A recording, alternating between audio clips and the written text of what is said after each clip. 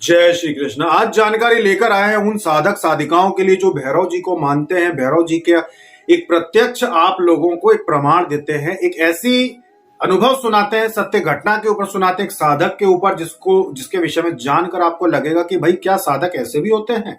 आप समझेंगे इस बात को कि भैरव जी की भक्ति करने वाला एक ऐसा साधक जो बहुत निडर था, जिसको किसी चीज से डर नहीं लगता था, और वो आज भी हैं। तो वो साधक किस तरह से भैरव जी की सेवा करते हैं और किस तरह से उनको उसका लाभ मिलता है, इसके ऊपर हम जानकारी लेकर आए हैं। जैसे कि भैरव जी की जब बात करते हैं तो सबसे पहले लोगों के मन में भय आ जाता है कि भाई भैरव जी यानी कि बहुत ज्यादा उग्र, भाई कुछ गलत भी हो सकता है, भाई अपने साथ कुछ गलत भी कर सकते हैं। तो सबसे पहले तो आप लोगों को बता दें कि भैरव जी शिव जी का ही अवतार है। भैरव जी शिव जी हैं। जैसे शिव जी भोले हैं वैसे भैरव भी भोले हैं। शिव जी भोले हैं वैसे ही भैरव जी भी भोले हैं। भैरव जी को भी अगर आप श्रद्धा से उनकी सेवा करना चाहते हैं, उनको भोग देना चाहते हैं, तो वो आपको आशीर्वाद देंगे, आपकी सुरक्षा करेंगे, आपको सुरक्षा प्रदान करेंगे, सिद्धि प्रदान करेंगे। भैरव जी कभी किसी को अनावश्यक रूप से कष्ट नहीं पहुंचाते। जैसे कि हमने एक वीडियो में बताया था, तो बहुत लोगों को बात समझ में नहीं आई। जैसे कि हमने कहा था कि भाई भैरव जी के मंदिर के सामने शराब पी के खड़े नहीं होना चाहिए, तो बहुत सारे लोगों ने बोला कि तो फिर उनको शराब क्या चढ़ाना भी नहीं चाहिए। देखिए, हमने भोग लगाने का मना नहीं किया। अगर हम अब आपको कह रहे हैं, इसका मतलब ये नहीं है कि क्या उनके मंदिर के अंदर भी नहीं करना चाहिए। हम उनको भोग लगाने की बात नहीं कर रहे थे। हम कह रहे थे कि उनके मंदिर के सामने अगर कोई व्यक्ति खुद ही पी के खड़ा हो जाएगा तो ये तो अपमान हुआ ना। ये सत्य घटना हमने आपको सुनाई थी कि ऐसा नहीं करना चाहिए कि किसी भी मंदिर के सामने खड़े होके आप शराब पी के नशे में ऐसा खड़ा नहीं होना चाहिए। देवी देवता क्रुद्ध होते हैं। इसके अलावा भैरव जी की बात करें तो भैरव जी भी बहुत सौम्य स्वरूप में आप लोगों को प्राप्त होते हैं। जब आपकी मनोकामना अच्छी है, जब आप अच्छे मन से उनकी सेवा करते हैं, आप अच्छे मन से उनको सप्ताह में या महीने में एक बार जब भी आप चाहें आप उनको भोग लगा के आते हैं, तो उससे भी आपको लाभ मिलता है। एक साधक थे जो कि महीना छोड़िए, आप सप्ताह छोड़िए, साल में एक बार भोग लगाते थे भैरव जी को। साल में एक बार उनके यहां से सब लोग जाते थे भैरव जी की सेवा में। वहां पर जाके कढ़ाई वगैरह वो लोग करते थे भैरव जी को। वो बहुत श्रद्धा से खुद ही भोग बनाते, भोग चढ़ाने में सहायता करते, सारी चीजें करते थे। साल में सिर्फ एक बार, और साल भर भैरव जी की कृपा उनके ऊपर रहती थी। वो इतने निडर रहकर रहते थे साल भर। कहीं भी जहां बोलो वहीं सो जाना। खेत में जाना तो शमशान घाट में खेत है, तो खेत में शमशान घाट के किनारे में खेत है, रोज वहां मुर्दे जलते हैं, पर वो अकेले पड़े रहना, कभी नहीं डरना किसी से।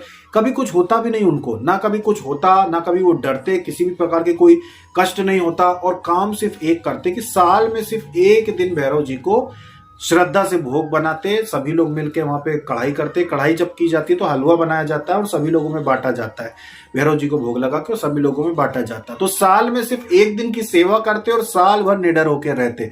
ऐसे भी भैरव जी के भक्त होते हैं। मतलब भैरव जी को अगर आप मानते हैं, अगर आप उनको भोग लगाते हैं उनके मंदिर में जाके, श्रद्धा मात्र से भी आप निश्चिंत होकर रहते हैं, तो भैरव जी आपकी सुरक्षा करते हैं साल भर। आप कहीं भी घूमिए, कुछ भी करिए, आपके ऊपर कोई भी नकारात्मक चीजों का प्रभाव नहीं पड़ता है। इतनी कृपा भैरव जी की होती है। तो जो लोग भैरव जी का नाम लेकर ये सोचते हो कि भाई ये तो क्रोधित होते हैं, ऐसा कुछ भी नहीं है। अपने दिमाग से भ्रम निकाल दीजिए।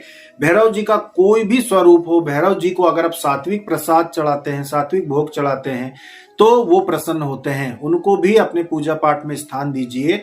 भले ही उनके लिए आप अपने घर में बड़ा कुछ मत कीजिए, पर जब आप आहुतियां देते हैं तो उसमें एक आहुति हमने भैरव जी की भी आपके हवन की जो विधि उसमें दी हुई है कि एक आहुति भैरव जी की भी होती है। तो भैरव जी को आप अपनी एक आहुति अवश्य दें और मंदिर में भी उनकी पूजन करें। जब भी जाएं तो उनको भी प्रसाद चढ़ाएं, उनको भी माने, तो भैरव जी की कृपा होती है। जैसे हमने आपको साधक का बताया कि ज्यादा कुछ नहीं पूजा पाठ करते, कोई अगरबत्ती वगैरह भी नहीं लगाते, लेकिन साल में एक बार भैरव जी का जब दिन आता तो बहुत श्रद्धा से उनकी सेवा करते।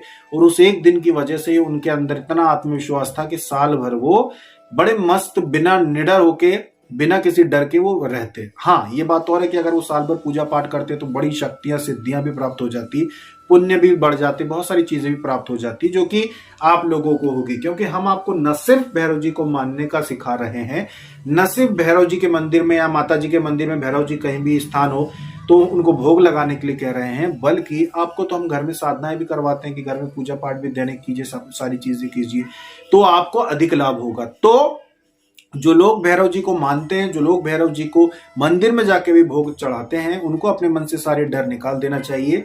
भैरव जी भी भोलेनाथ के जैसे ही, उनका ही स्वरूप है, बहुत ही भोले हैं और अच्छे लोगों के लिए, अच्छी मनोकामना रखने वाले लोगों के लिए भैरव जी पुरते भी हैं, मतलब उनको सहायता भी करते हैं, सभी प्रकार से, किसी भी प्रकार की सहायता करते हैं, कहीं भी मुसीबत पड़ने में आपकी सुरक्षा भी करते हैं।